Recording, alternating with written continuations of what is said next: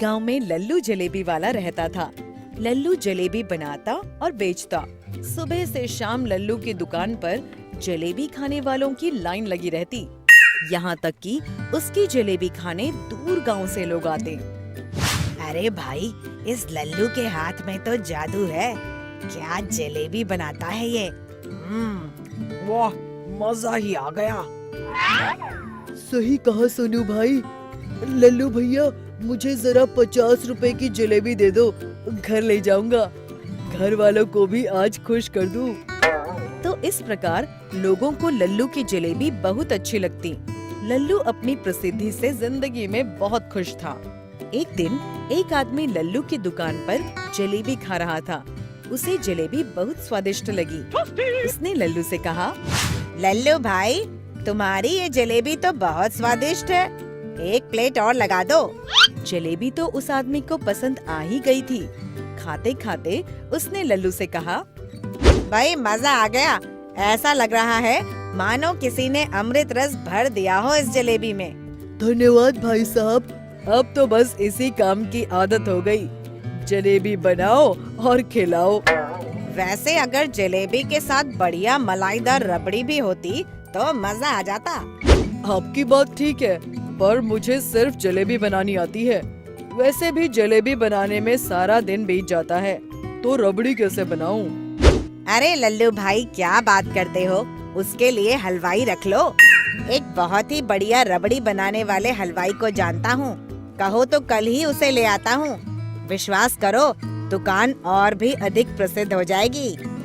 अब लल्लू उस आदमी की बात गौर से सुनने लगता है और मन ही मन सोचता है, हमारी जलेबी तो चल ही रही है कब से।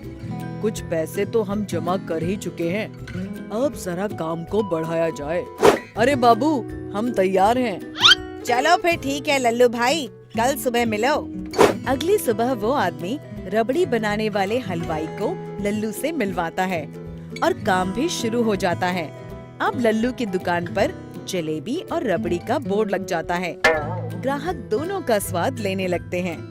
हर ग्राहक को जलेबी के साथ रबड़ी खाने की इच्छा जरूर होती। ग्राहकों को जलेबी और रबड़ी का साथ खूब भाने लगा। धीरे धीरे रबड़ी वाला भी लल्लू से जलेबी बनाना सीख लेता है। इसी प्रकार कुछ दिन बीत जाते हैं। एक दिन रबड़ी वाला लल्लू से आके कहता है, अरे लल्लू भैया, हम शहर तक जा रहे हैं सामान लेके। 2 दिन में आ जाएंगे। ठीक है भाई, आ जाना जल्दी।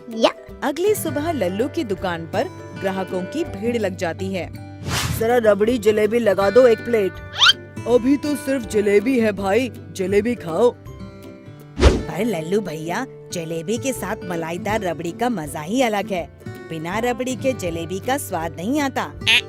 सभी ग्राहक वापस चले जाते हैं और धीरे धीरे लल्लू की दुकान पर ग्राहक आना कम हो जाते हैं और लल्लू चिंतित होने लगता है। तभी एक ग्राहक लल्लू को चिंतित देख उसकी दुकान पर आता है। क्या हुआ लल्लू भाई, बड़े चिंतित लग रहे हो। क्या बताऊं भाई, आजकल जलेबी ही नहीं बिकती और आज 6 दिन हो गए, रबड़ी वाला भी नहीं आया। क्या बात करते हो, जलेबी नहीं बिकती? उस गांव में जलेबी खूब बिक रही है और रबड़ी भी। खा के देखो, मैं भी वहाँ से लाया हूँ। लल्लू रबड़ी और जलेबी खा के बोलता है, अरे ये जलेबी और रबड़ी बिल्कुल हमारे जैसी ही बनाई है। जरा चल के देखें, ये कौन है? तभी लल्लू दूसरे गांव के दुकान पर जाता है और देखता है कि वही हलवाई जो उसकी दुकान पर था, वहाँ रबड़ी और जलेबी बना रहा है। और ये क्या, वही दूसरा आदमी जिसने उस हलवाई को भेजा था, वो जलेबी बना रहा है। ये देख लल्लू हैरान हो जाता है। लल्लू समझ जाता है कि उन दोनों ने लल्लू को लल्लू बना दिया और जलेबी के सभी ग्राहक भी अपनी दुकान पर ले गए। अरे ई का हो गया, ई तो गई भैंस पानी में। शिक्षा, कभी भी किसी अनजान आदमी पर आंख बंद करके विश्वास नहीं करना चाहिए। हमेशा सूझबूझ के साथ ही किसी पर विश्वास करना चाहिए।